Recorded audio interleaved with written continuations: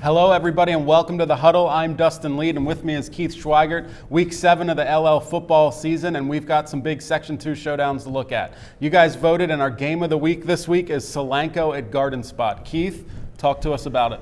Well, we're heading into week 7, and I think we've long since answered that is Solanco for real question we've all been asking ourselves. They are. They're definitely the team to beat in Section 2, although Mannheim Central might have a little something to say about that. Those two teams are going to meet in week 10, final week of the regular season, so circle that one on your calendar, folks. That's November 6th in Quarryville. But to make that game live up to its potential, Solanco still has to take care of its business, and that starts Friday night against Garden Spot. On paper, this looks like a winnable game for Solanco. They lead the league in almost every major stat category. Number 1 offense, they average 404 yards per game. Number 1 defense, they allow 198 yards per game. 264 points scored, which is the most in the league, and 66 allowed, which is the second fewest. So they're legit. But Garden Spot's no slouch either. Certainly not a team you can overlook. This could be a trap game if Solanco isn't careful. The Spartans have the league's 3rd-rated offense. They rank in the top 10 defensively, and they have the league's top rusher right now in Jahad Jeffers, who has 841 yards and 9 touchdowns. They've lost 3 of their last 4. They're turning the ball over too much. They have 13 turnovers, which is right around the most in the league.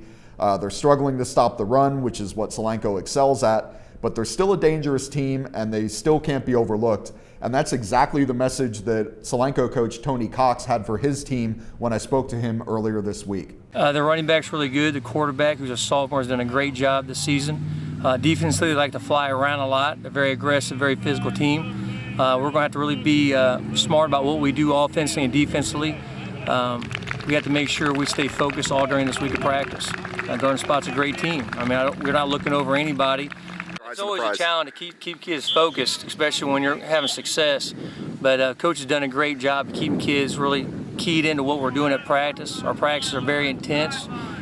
We hit every day. We go at it. We go at it with each other, which we've been doing all year. So we haven't done anything different in terms of preparing for each team. We prepare for every team the same way.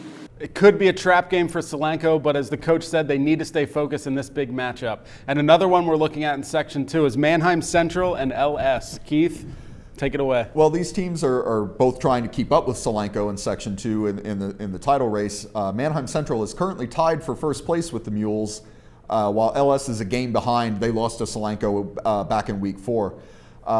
This has traditionally been one of the better games on the Section 2 schedule every year since LS moved up a couple years ago, and it has the potential to be another really good one this week. Both teams have similar offensive numbers. They average right around 350 yards per game. LS is a little more balanced on offense. They can do a little bit of both. Mannheim Central is a little more run heavy. But I think what could really swing the game here for Mannheim Central is their advantage on the other side of the ball. They're ranked 6th in the league in team defense, and they've allowed just 67 points all season. That ranks 2nd in the league. LS, more like middle of the pack defensively. They've struggled a little bit to stop good offenses, and they can be scored on. To win, they're going to have to find a way to slow Mannheim Central down.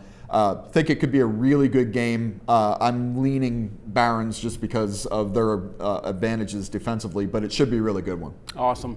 Well, like every week, be sure to follow our live scoreboard and our live coverage on LancasterOnline.com. And be sure to follow us on Facebook and Twitter. See you next time, everybody.